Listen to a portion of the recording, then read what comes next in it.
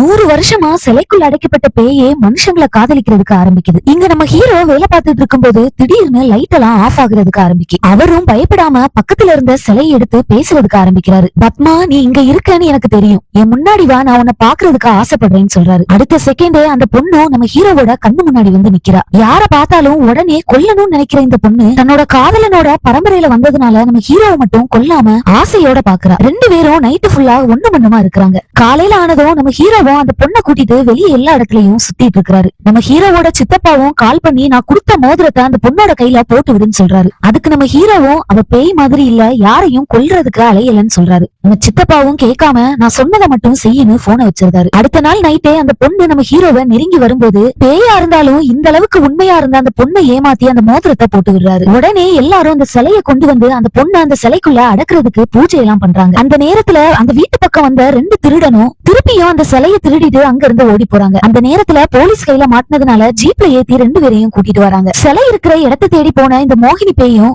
அந்த 2 திருடர்களையும் மயக்கி அவங்க கையாலேயே அந்த மோதிரத்தையும் கலத்தி போடுது. கடைசியா அந்த போலீஸும் 2 திருடர்களையும் அந்த சிலையோட அந்த வீட்டுக்கு கூட்டிட்டு வராரு. அப்பதான் மொத்த கதையும் எல்லாருக்கும் தெரியுது. திருப்பியும் நம்ம ஹீரோ கஷ்டப்பட்டு அந்த மோதிரத்தை அந்த பொண்ணோட கையில போட்டு விடுறாரு. அந்த சித்தப்பாவும் பூஜையெல்லாம் நடத்த அந்த பொண்ணோட சக்தி குறைஞ்சி திருப்பியும் அந்த சிலைக்குள்ள அடைக்கிறாங்க. உங்களையும் இந்த மாதிரி ஒரு பேய் காதலிச்சுனா நீங்க என்ன பண்ணுவீங்க?